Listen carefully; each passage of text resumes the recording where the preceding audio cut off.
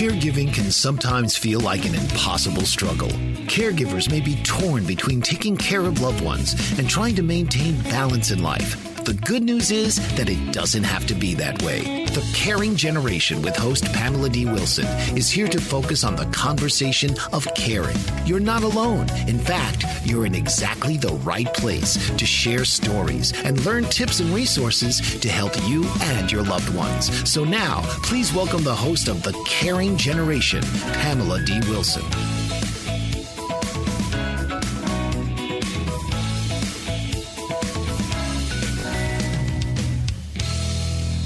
This is Pamela D. Wilson, caregiving expert. I'm your host. You're listening to the Caring Generation radio program coming to you live from the BBM Global Network, Channel 100 and TuneIn Radio. The Caring Generation focuses on conversations about health, well-being, caring for ourselves and loved ones, all tied together with a little humor and laughter that are essential to being a caregiver. Our topic for this radio show is what causes falls in the elderly. Let's set the stage for the idea of injury prevention with fall statistics in the elderly who, in the research, are considered to be anybody over the age of 65. Answering the question of the most common injury in elderly, which is falls, is essential for caregivers so that you can take steps toward injury prevention. Knowing what causes falls in the elderly is basic knowledge to help you and your elderly parents so that they can stay living in their homes. According to the Center for Disease Control, the CDC, you've probably heard a lot about them in the news these days, falls are the number 7 cause of death for the elderly. Research by the American Geriatric Society confirms that 33% of people over age 65 fall every year. This number rises dramatically to 40% over age 75. If we take this one step further, the National Center for Health Statistics confirms that elderly who use a cane or a walker are 11 times more likely to fall than an elderly person who does not use a cane or walker because they are more physically weak. Falls are a major concern for caregivers, as is managing the health of elderly parents. Our guest for this program is Dr. Michele Bedard-Gilligan. She is Associate Professor in the Department of Psychiatry and Behavioral Sciences at the University of Washington.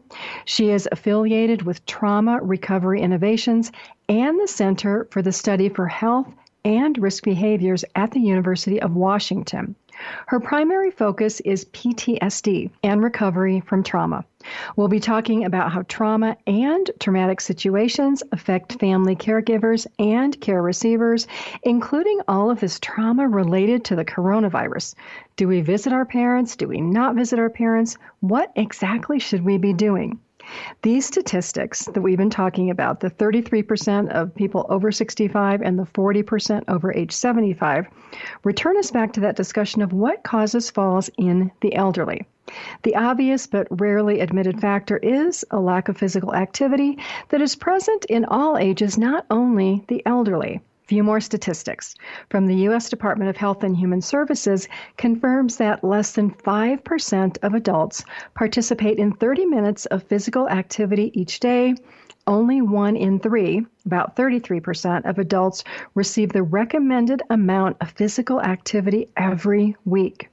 More than 80% of adults do not meet the guidelines for both aerobic and muscle strengthening exercises, which means that only 20% of adults meet the guidelines.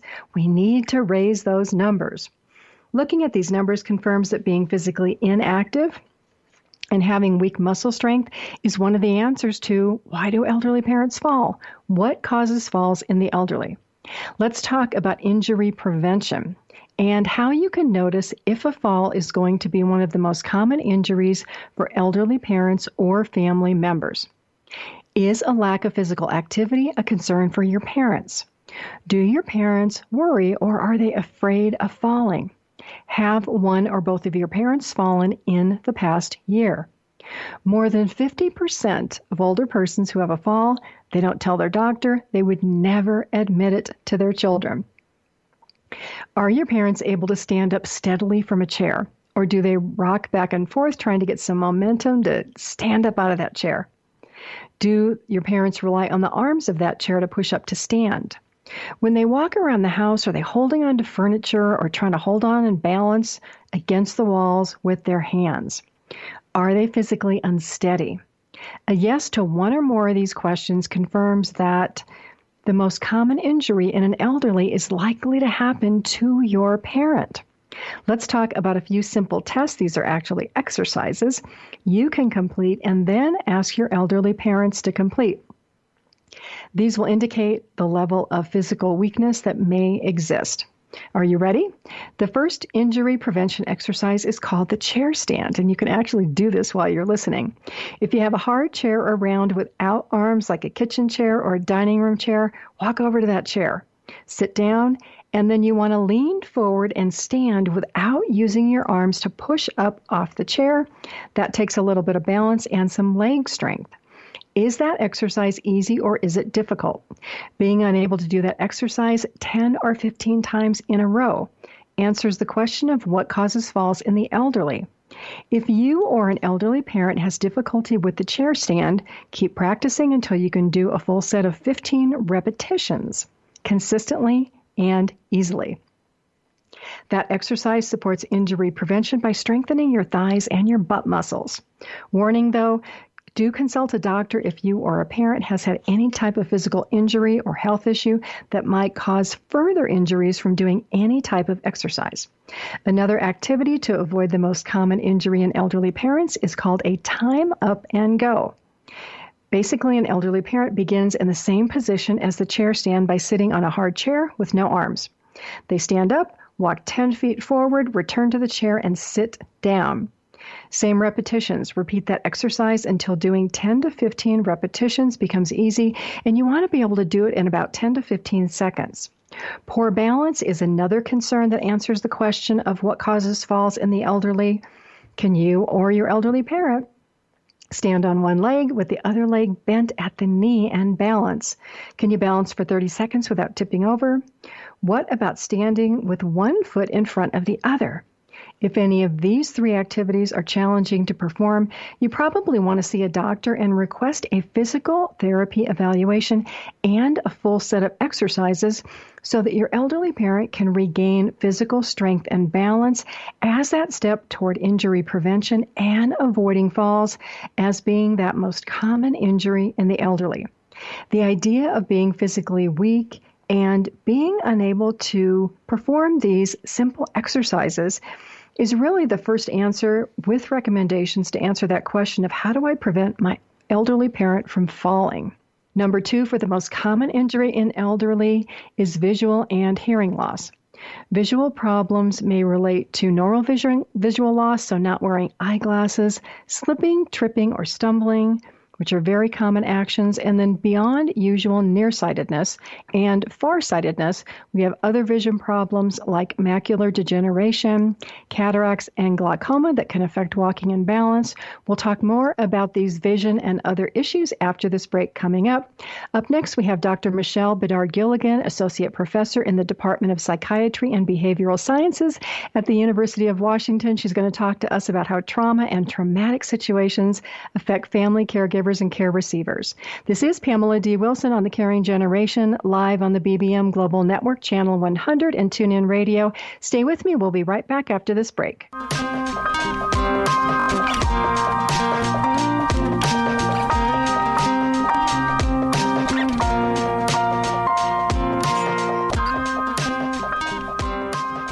Dr. R.C. will share extraordinary resources and services that promote educational success, as well as making a difference in the lives of all social workers, as well as the lives of children, adolescents, and teens of today. She will have open discussions addressing many of the issues that we face about our youth and how being employed in the uniquely skilled profession of social work for over 18 years has taught invaluable lessons through her personal experiences. She will also provide real-life facts, examples, and personal stories that will confirm that why serving as a child advocate is extremely beneficial when addressing the needs of the whole child. Listen live Saturdays, 10 a.m. Eastern on the BBM Global Network and TuneIn Radio as Dr. RC will provide thought-provoking information that will empower, encourage, and strengthen students, families, and communities across our nation. You can also visit her at soarwithkatie.com. There are artists, and then there's Alice Asmar.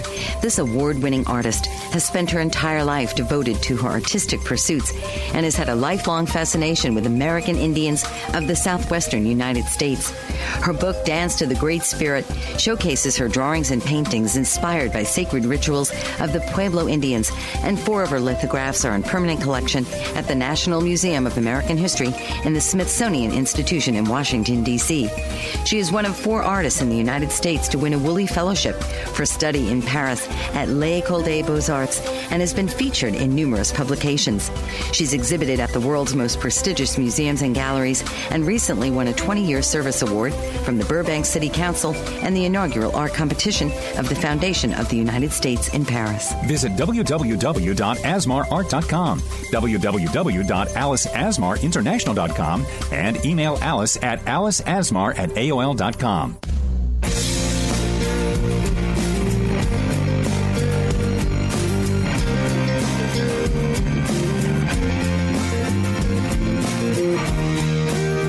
This is Pamela D. Wilson, caregiving expert. I'm your host. You're listening to The Caring Generation, coming to you live from the BBM Global Network, Channel 100, and TuneIn Radio.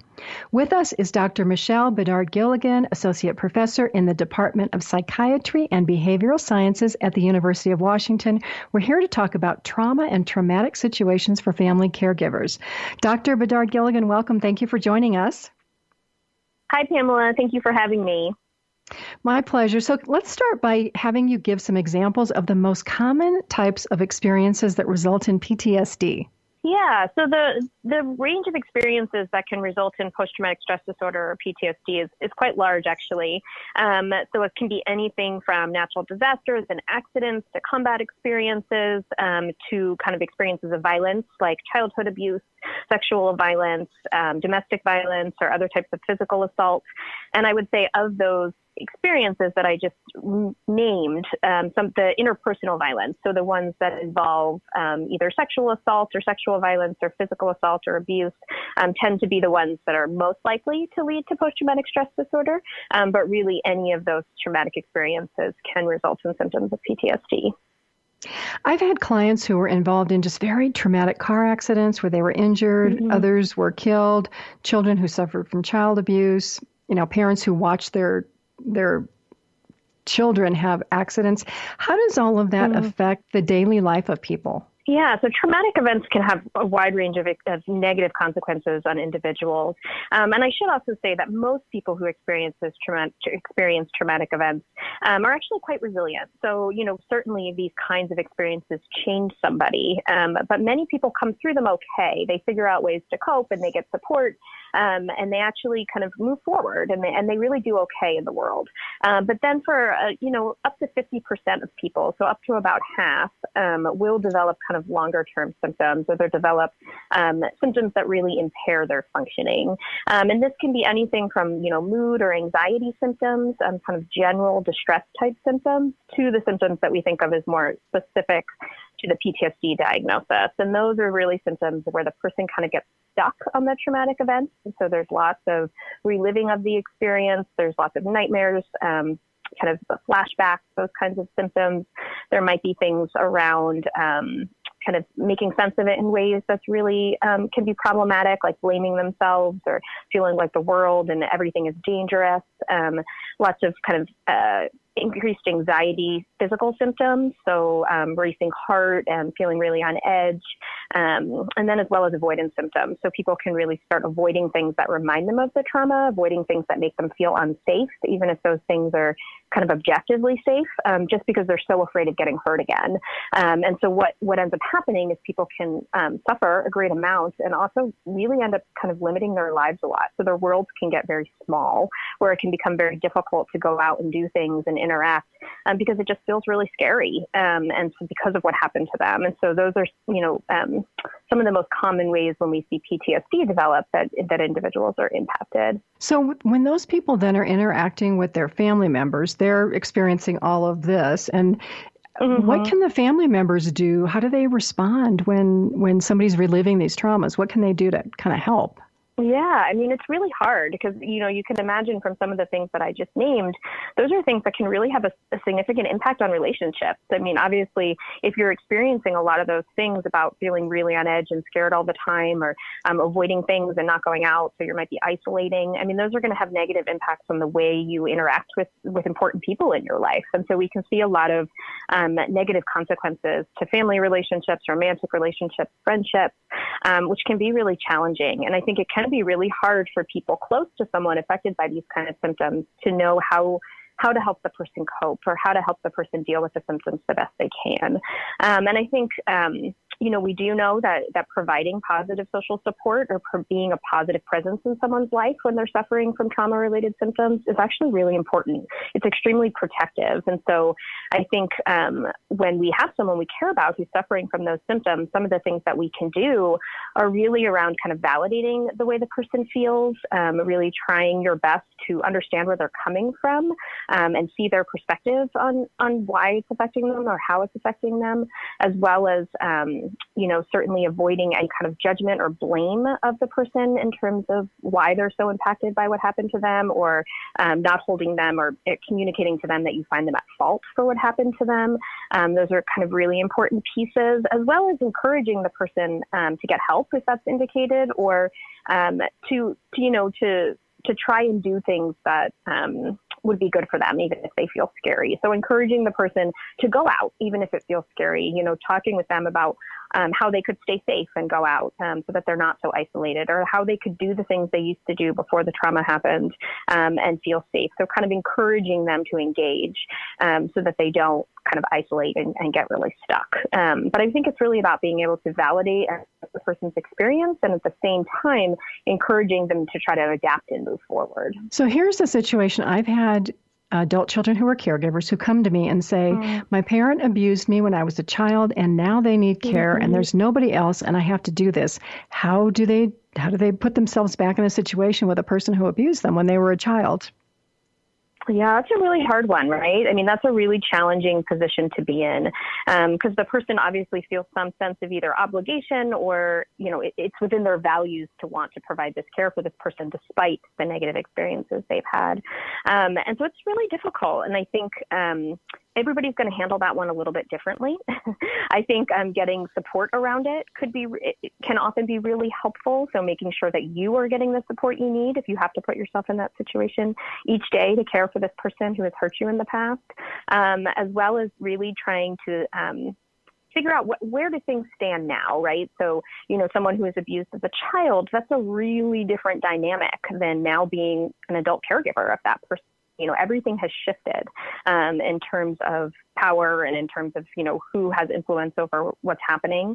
And so it's not the exact same situation you're going back into. And so really trying to see it from that different perspective of now being a grown-up and having a lot more choices about what you give, what boundaries you set, and so forth. Perfect. Thank you for that answer. We will continue our conversation with Dr. Michele Bedard-Gilligan after this break. Helpful information for caregivers and aging adults is on my website at PamelaDWilson.com. This is Pamela D. Wilson, your host for The Caring Generation, live on the BBM Global Network, Channel 100 and TuneIn Radio. Stay with me. We'll be right back.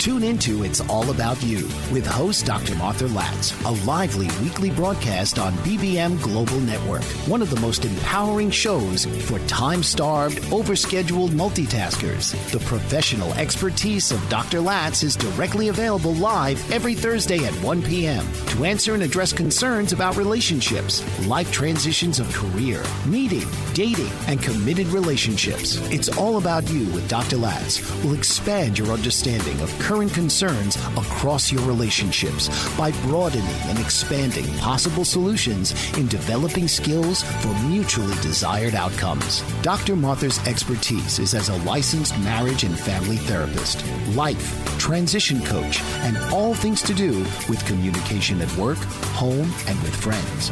Check out her website at auniquetherapycenter.com. Global Glory. That's the work of Dr. Marina McLean, COO of Global Glory, whose calling is to serve God. A first-generation British-born Londoner of Jamaican descent, Dr. McLean inherited the hunger for the Word from her father, who was a Bible teacher. Growing up, her home was filled with missionaries from the Caribbean islands and America, and she travels the world preaching the gospel. She has a Bachelor of Arts degree in theology and an honorary doctorate of divinity and Christian counseling from Friends International Christian University. Dr. McLean is also a songwriter and recording artist, and her songs are written during summits and conferences in the presence of God. She's recorded 3 worship albums to date and is in ministry for 28 years alongside her husband, Dr. Rennie McLean, who shares her passion. Visit www.globalglory.org or on Facebook at Global Glory. Call 866-244-5679 and feel the glory.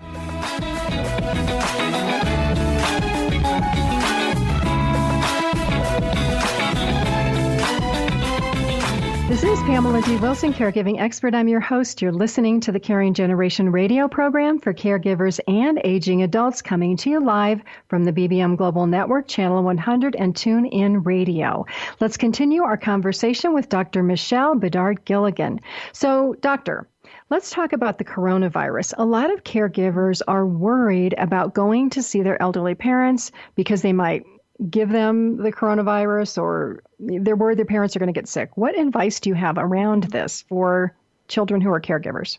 Oh, this is a really challenging one. It's a really challenging time for all of us right now. I mean, we're all being exposed to this pretty high level stressor that's somewhat chronic, right? I mean, it's already persisted for quite a while, and it seems like it's going to continue to persist for quite some time. And so we're sort of all living in this kind of elevated state of stress and anxiety around a lot of things. And for people who are interacting with really vulnerable individuals, like elderly, for example, or anyone else who's immune compromised in some way, that stress is certainly even more heightened. And so, yeah, I mean, I'm hearing that a lot too around people who are really concerned about how they can interact safely with either the elderly in their lives or other people in their lives who need care for one reason or another. And I think it's really a challenge because we know that, so like I said earlier, I mean, social support is so important to our mental health. And feeling connected to people is so important. And that can have, effects on physical health as well. And so we want to make sure that we do stay connected, but that we keep people as safe as possible. And so I think it's really about trying to approach it with as much rationality as we can. I mean, really looking at relative and actual risk in terms of how likely it is that we could make somebody sick by visiting them, or, what are the best practices to decrease as much as we possibly can. But the reality is, if it's between providing care and not, then we might have to do something that's more risky than we would like. And there may not be anything we can do about that. So it's about sort of just controlling the things we can, following the best practices and the guidance whenever it's out there, and just doing what we can to minimize that risk, and having to be okay with sort of tolerating that uncertainty of really not knowing, but also, making the best kind of choices and decisions we can. And before the last break, we were talking about children who were abused by parents and getting back into that situation. So in situations where there's a person who had trauma, is there group counseling or group counseling for both, or what can those children do, or what can anybody do who's experienced trauma who needs a little bit of help? Yeah, it's a great question. I mean, I would say there is some great treatment options out there for people who are suffering from trauma-related symptoms. Sometimes they're delivered in group format, but often they're sort of delivered individually.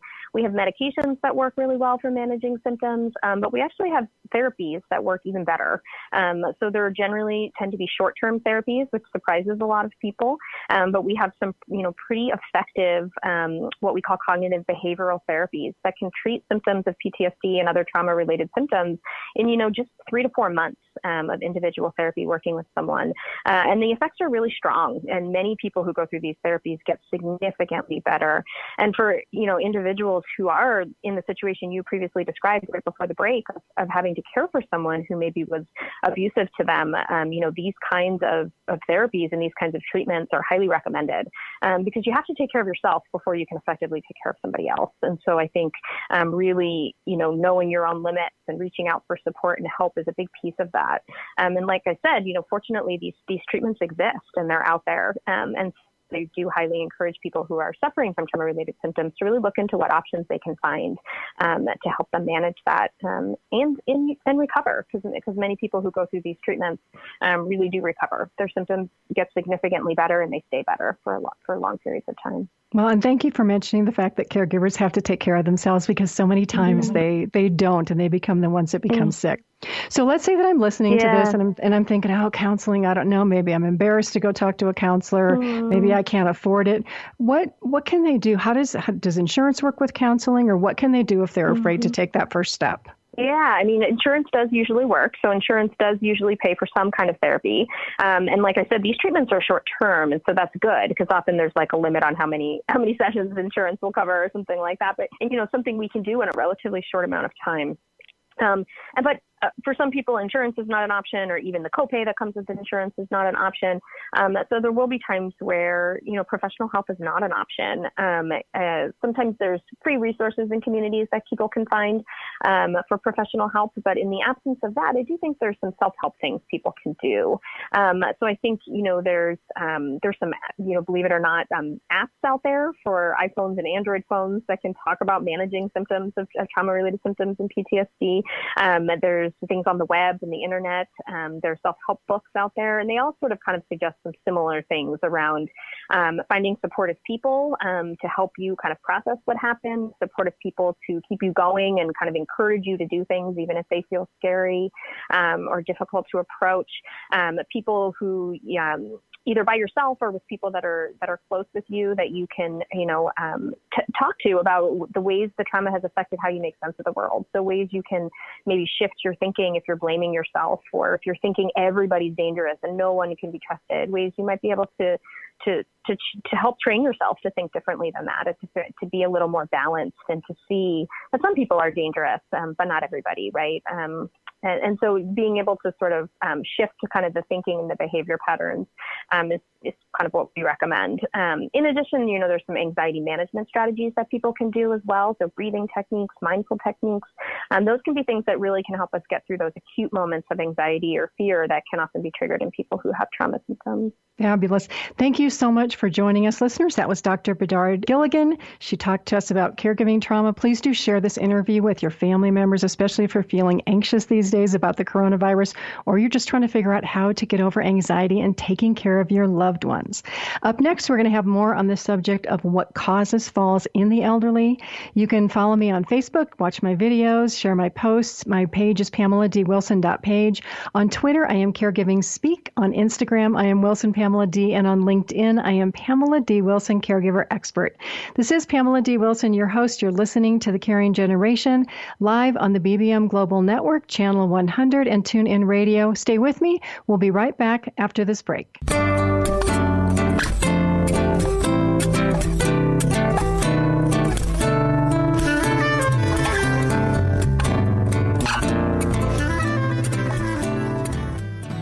Have you ever felt like no one is listening, or you're not getting the honest attention you deserve? Do you even know the kind of attention you want or need? You are not alone. Alice Aspen March is here to help.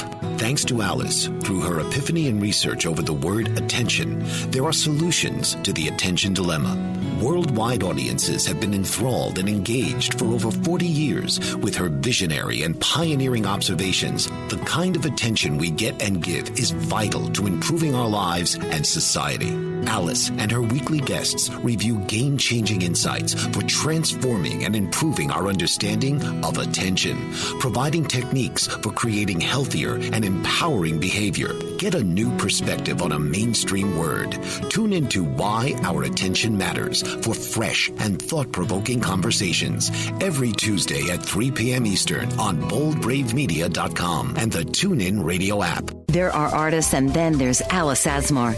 This award-winning artist has spent her entire life devoted to her artistic pursuits and has had a lifelong fascination with American Indians of the southwestern United States. Her book, Dance to the Great Spirit, showcases her drawings and paintings inspired by sacred rituals of the Pueblo Indians, and 4 of her lithographs are in permanent collection at the National Museum of American History in the Smithsonian Institution in Washington, D.C. She is one of 4 artists in the United States to win a Woolley Fellowship for study in Paris at l'École des Beaux-Arts and has been featured in numerous publications. She's exhibited at the world's most prestigious museums and galleries and recently won a 20-year service award from the Burbank City Council and the inaugural art competition of the Foundation of the United States in Paris. Visit www.asmarart.com, www.aliceasmarinternational.com, and email Alice at aliceasmar@aol.com.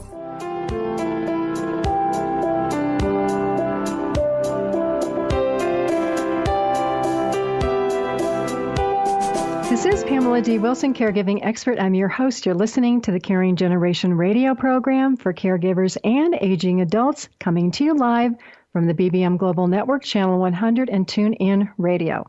The Caring Generation is the place for tips about health, well-being, and caregiving. Let's return to our conversation of the number 2 issue of what causes falls in the elderly.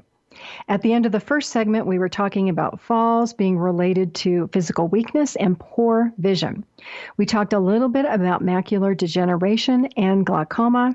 Cataracts are another concern for injury prevention. If someone has cataracts, their vision may look foggy, filmy, or cloudy. A lot of elderly actually have successful cataract surgery that resolves these vision concerns, and they tell me it's like magic. Like one day they couldn't see, and the next day they can see everything. Regular eye exams with dilation or the use of a piece of equipment, it's called an optomap. That can allow your eye doctor to complete a more thorough examination to see if you have any vision problems that are more likely to contribute to a fall. Hearing exams are another important component of injury prevention for the elderly. Research from the Johns Hopkins School of Medicine and Luigi Ferrucci from the National Institute on Aging, they confirm that hearing loss significantly increases falls in the elderly. There is this vestibular function associated with the ear that helps you hear things from all around your head, and it helps you navigate. Also, issues with the ear can result in balance issues, motion issues, and difficulty with spatial orientation. So that's like seeing the distance down a curb, feeling that you're getting close to a wall or something else. Wearing hearing aids can actually reduce fall risk. The number 3 issue of what causes falls in the elderly relates to one of our favorite subjects, elderly parents being told that they should use a cane or a walker and refusing to use the equipment. Earlier, I mentioned that research confirms that elderly who use a cane or a walker, they are 11 times more likely to fall than an older adult who doesn't use that cane or walker. Now, that seems to be contradictory, but it's really not, because falls for people who use canes and walkers happen for a couple of reasons. The most common injury in the elderly, falls, is associated with incorrect use of canes and walkers, because you can go out and purchase a cane or a walker at a Walgreens or a drugstore, and you don't get any instruction from a physical therapist on how to properly use that equipment. How many older people do you see in public who, I call it walker chasing? They appear to be chasing the walker. This chasing is a body position where the older person is leaning forward and their arms are outstretched, and that walker is 1 to 2 feet in front of their body. So that body position of leaning forward and chasing a walker increases the likelihood of a fall because the walker's going to go forward and they're going to go down. If you can imagine like you're out walking your dog. Untrained dogs walk in front of their owner. They're pulling the leash. They're pulling the owner. But a well-trained dog walks at the side of the owner with a loose leash. That's the proper stance. The proper stance for using a walker has the walker frame in a position where the person's body is in the middle. So the walker's on the left, the front, and the right. They lift the walker or they roll it forward, and then they take a step inside the walker so that their body is supported by that walker. Using a cane also has a process to support injury prevention. If you can imagine, you hold the cane in your good hand on the good side of the body so that using the cane provides support to the other side, which is weak. You take a step with the bad leg and you move the cane forward at the same time.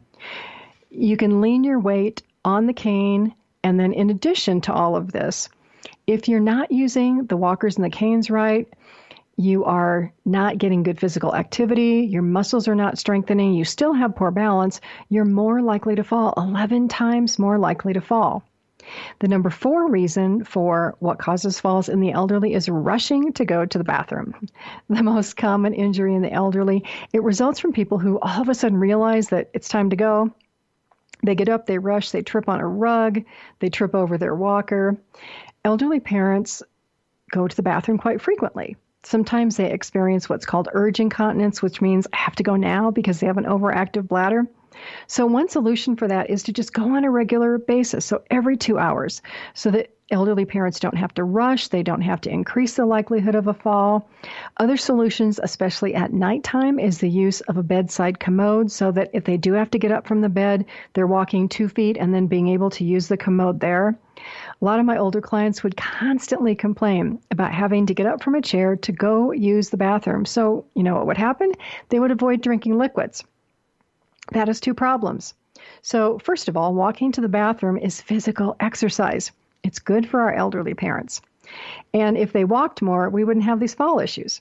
The other problem with not drinking water, and to avoid not having to go to the bathroom, elderly parents become dehydrated. They also, because of that, come down with urinary tract infections. Dehydration and a urinary tract infection, you put those together and you've got a lot of confusion, mental disorientation, and they usually end up in the hospital emergency room, which is where they don't want to go. So walk, drink, stay hydrated. The number 5 reason to support injury prevention is a diagnosis of chronic disease. So we've talked about chronic disease before. It's heart disease, diabetes, arthritis, dementia, Parkinson's disease, things like that.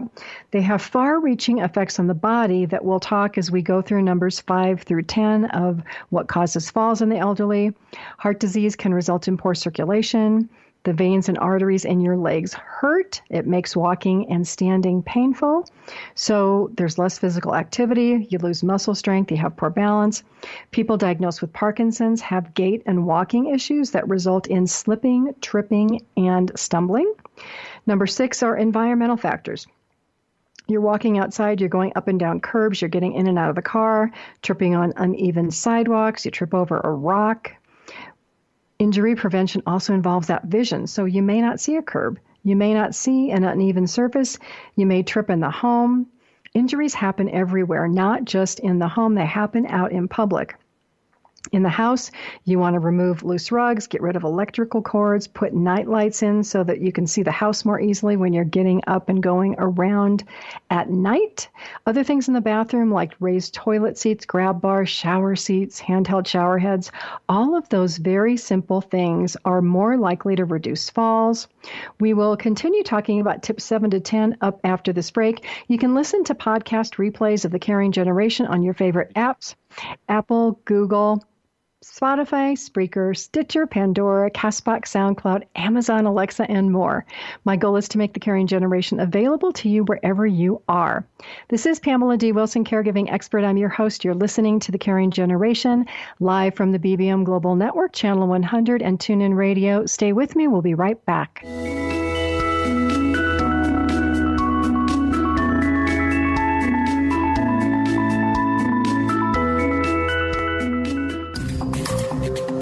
master of words, powerful player. What life-changing words can Dr. Janet Smith Warfield pull out of her magical toolbox that just might mysteriously open a door you never knew was there? A door to free yourself from fear forever. Transform your rage into right action. Release your guilt. Position you into a life of freedom, purpose, passion, power, and peace. All quite suddenly, unexpectedly, and almost miraculously, with no effort on your part. Join Dr. Janet every Monday at noon Eastern on Dancing with Words, Dancing with Wisdom on the BBM Global Network as she and her guests show you how words map our experiences, immersing you in a sound bath that relaxes your muscles, opens your mind, and supports you in co-creating your extraordinary life. Intergenerational programming is uniting America due to the tireless efforts of Dr. Ramona Frischman. Retired from the Miami-Dade County Public School System, Dr. Frischman continues to develop intergenerational learning programs aimed to improve the lives of children, young adults, and seniors through unique strategies and public policy in order to establish a mutually supportive agenda. She views intergenerational programs as a resource for policymakers and the general public on economic, social, and personal initiatives that govern our society. Her work bridges the generational gap, providing many individuals the opportunity to explore areas of common ground and celebrate each other's diversity. Contact Ramona Frischman at ramonalong@aol.com or visit www.gu.org to learn more about intergenerational programming.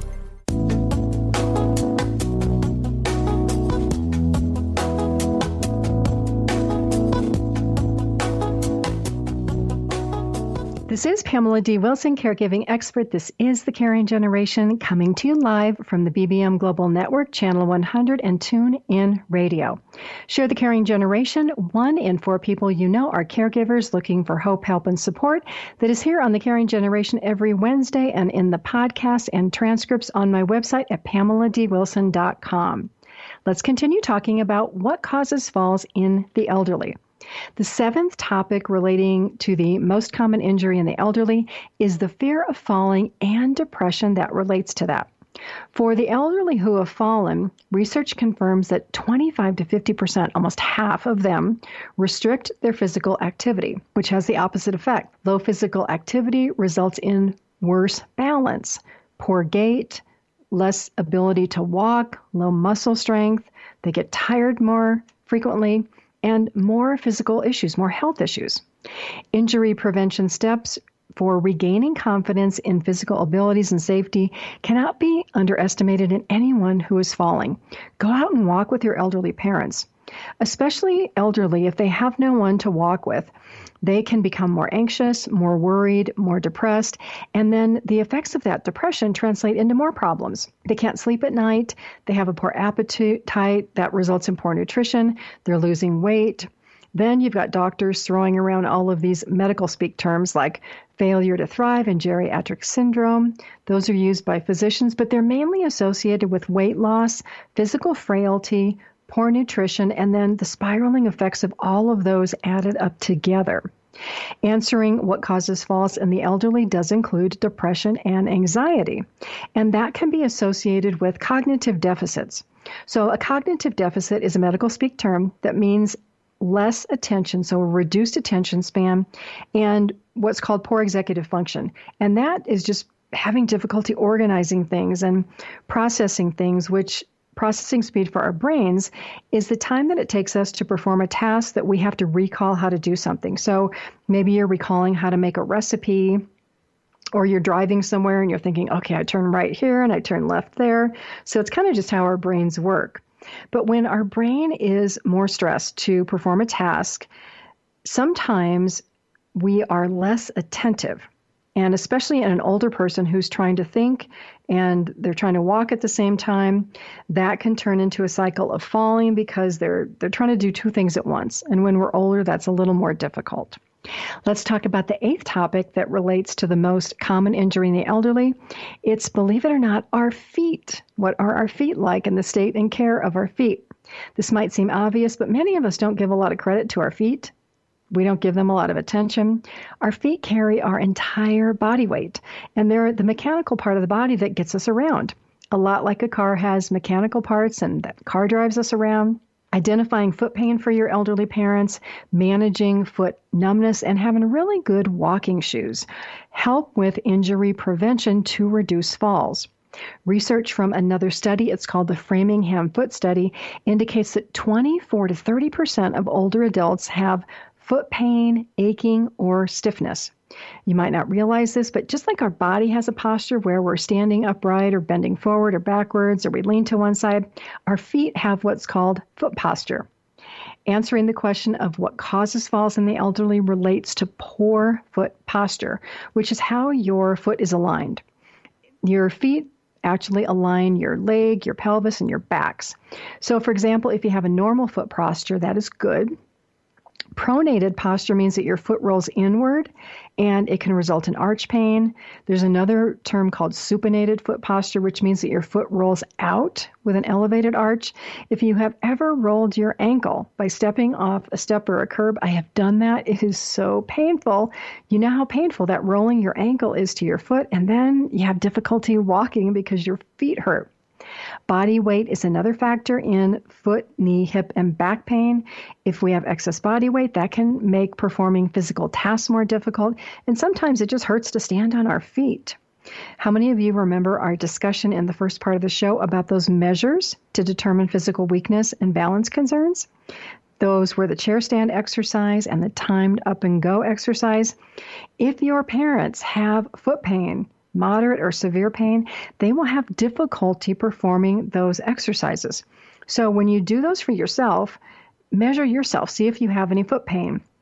When you do the exercises with your elderly parents, you're watching for physical weakness and weak muscles, but also ask them if their feet hurt. Look at what kind of shoes they're wearing. A lot of elderly parents wear slippers around the house, and they don't have really good shoes to wear when they go out. Part of the foot pain issue to resolve that is requesting a specialty medical appointment to see a podiatrist who can identify foot pain and address injury prevention for that most common injury in the elderly, which is falls. There's another less known specialty that relates to physical medicine and physical rehabilitation. It is called a physiatrist. Chronic diseases can also contribute to foot pain.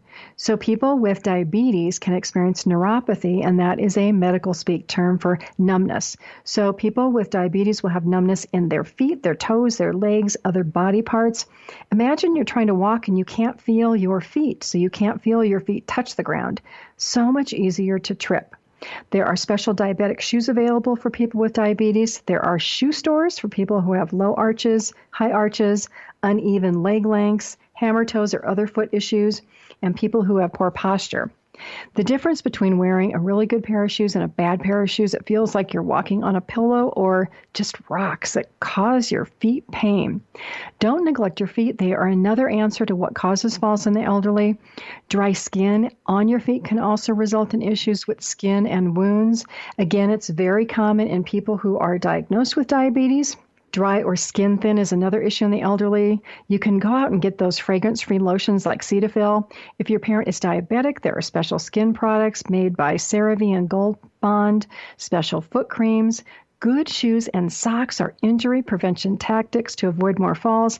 And while you might think, those shoes are expensive, they're what get you around. They are what make your feet feel better. And honestly, if you pay a little more for a pair of shoes, they probably will last longer.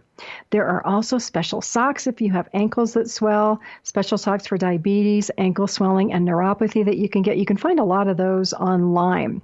After this break, we're going to talk about topics 9 and 10 for what causes falls in the elderly, 2 more ideas that are not commonly investigated unless you, as the caregiver for an elderly parent, mention these to your doctor. Please share The Caring Generation and my website, PamelaDWilson.com, with your family and friends. This is Pamela D. Wilson, your host. This is The Caring Generation, live from the BBM Global Network, Channel 100 and TuneIn Radio. Stay with me. We'll be right back.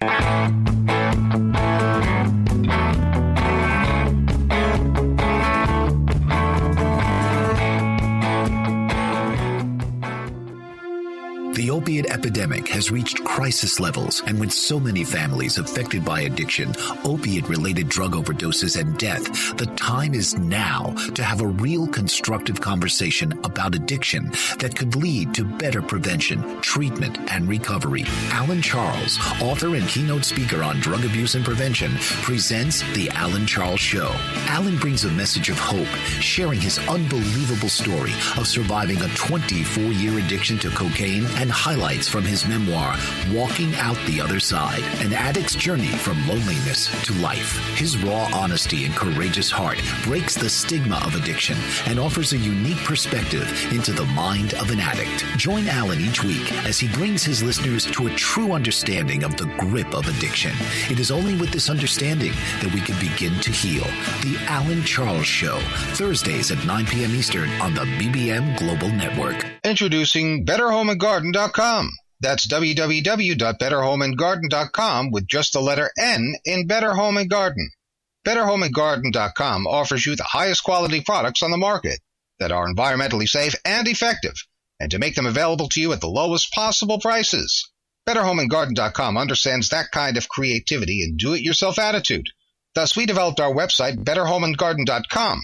BetterHomeAndGarden.com offers you the following products right online: bath, bedding, collectibles, craft, sewing and hobby, food and beverage, furniture, home decor, kitchen and dining, lamps and lighting, large appliances, musical instruments, outdoor cooking, patio items, pet supplies, plant and garden, rug and floor coverings, small appliances, travel and luggage, and so much more. Better Home and Garden is an online retailer offering a wide variety of high-quality brand-name merchandise at discount prices. Our service is personal, and we aim to please. Visit us at www.betterhomeandgarden.com. Make your home your own. The earliest human societies worshipped a female goddess. Little is known about this time because we did not always have a written recorded history. It was around 3100 BC when the Sumerians invented the first written language, and everything that preceded this time is prehistory. The prehistorical record includes all of women's unwritten history from 30,000 BC to the time that men began achieving political power around 3000 BC. Male feminist artist Kimberly Berg maintains a strong position in educating and inspiring both men and women through his devotional art to the goddess in all women. Studying their history is paramount to understanding who women were and who they would become later, living in a patriarchal society. To learn more about this important time in our history, go to www.isisrising.net.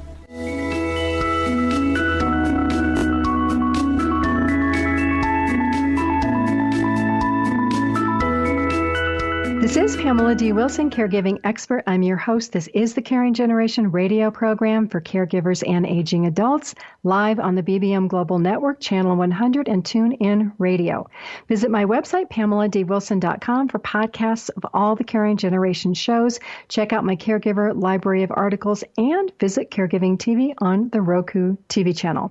We're back answering the question of what causes falls in the elderly. The number 9 most common injury in elderly happens because of a vitamin D deficiency. According to research in today's geriatric medicine, vitamin D is an injury prevention factor that reduces the risk of falls in older adults by improving muscle strength and function. Studies combining results have shown that individuals taking 700 to 1,000 IUs of vitamin D each day have an approximate 20% reduction in falls. But before you decide to go up and load on vitamin D, see your doctor, have a full panel of blood work drawn to see if you're low in vitamin D and how much you should take, and make sure there's nothing else going on. There are also other medications for people with low bone density, which is osteoporosis. A lot of women have that. Osteoporosis can increase the risk of a fracture when you fall. Seeing a doctor for a full checkup really is the answer to questions for elderly parents who are having balance issues, and to answer that question of what causes falls in the elderly. Fall risk can increase due to one or more of the factors that we've talked about during this program, and other factors that exist that we haven't even gotten to. The number 10, and I say number 10 because these are not presented in order. Any more or one of these issues could be the number 1 cause for the most common injury in the elderly, a fall for your parents. Let's talk about blood pressure. there's a term called orthostatic blood pressure. And that is a medical speak term that describes a change in blood pressure that results from a change in posture. So let's say your parent sits all day and they stand up. And when they stand up, they're starting to feel dizzy or lightheaded or faint. That could be orthostatic blood pressure. It could also be a balance issue or an ear issue. But if you are an elderly parent, notice that you feel dizzy or lightheaded or faint when you stand, you might have orthostatic hypotension or another condition. Your doctor can test for that. And he can also test for inner ear issues. So things like dizziness, it's called paroxysmal positional vertigo. It's abbreviated BPPV. And that type of vertigo actually begins in middle age, and it just kind of happens one day. The explanation of that is that crystals in our ears become imbalanced. And so we turn our head one way and all of a sudden everything is spinning.